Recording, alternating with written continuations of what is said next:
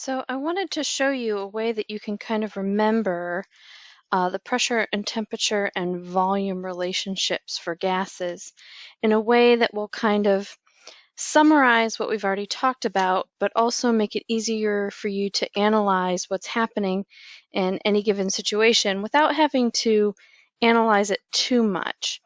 So if you have a sheet of paper or even a strip of cardboard or a napkin or something, I'd like you to get a pen or a marker, and at the top of or across the paper, I'd like you to put P on the left, T in the center, and V on the right. Those stand for pressure, temperature, and volume. Now this is going to work better for you than it will me because I don't have an actual sheet of paper. So you have to work with me here. So basically how this works is in order to analyze what's happening between two variables, we have to hold the third one constant. So let's say we have an experiment where we're holding temperature constant. Okay. So what I want you to do is I want you to put your finger or your thumb or something on the T and hold it down. If you do that, and I say, what happens when we increase pressure? I want you to slide your sheet of paper so that it kind of looks like this, right? Because now T will be in the center and you have your finger or your thumb on that. And volume is here and pressure is here. So we have increased pressure, and we see right away what has happened with volume is it's gone down.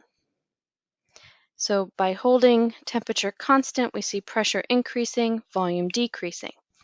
And the same is true if we go the other way. So instead, if I tell you temperature is held constant, again, put your finger on temperature.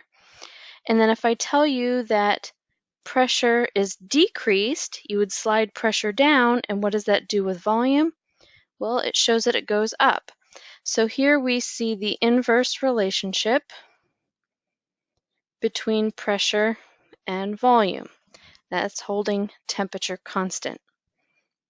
Now we can do the same thing for volume and pressure. So again, you have your pressure, temperature, volume. We call this the PTV.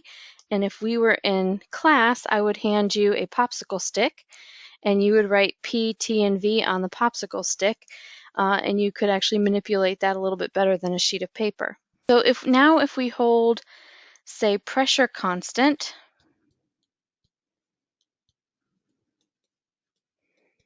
so you're going to put your thumb or your finger on pressure. And I say, okay, if pressure is held constant and we decrease temperature, so we're holding pressure constant. If I decrease temperature, what happens to volume? Well, you also see that volume goes down. So this shows again that as temperature decreases, volume decreases. We can obviously do the opposite. Again, pressure is going to be held constant. And if I tell you that temperature is increasing, right, so we're holding pressure constant. If I tell you temperature is increasing, then we also see that volume will also go up. So here we see the direct relationship between temperature and volume. So you kind of use this as a way to determine what's going to happen with one of the other variables, given that the third variable is held constant.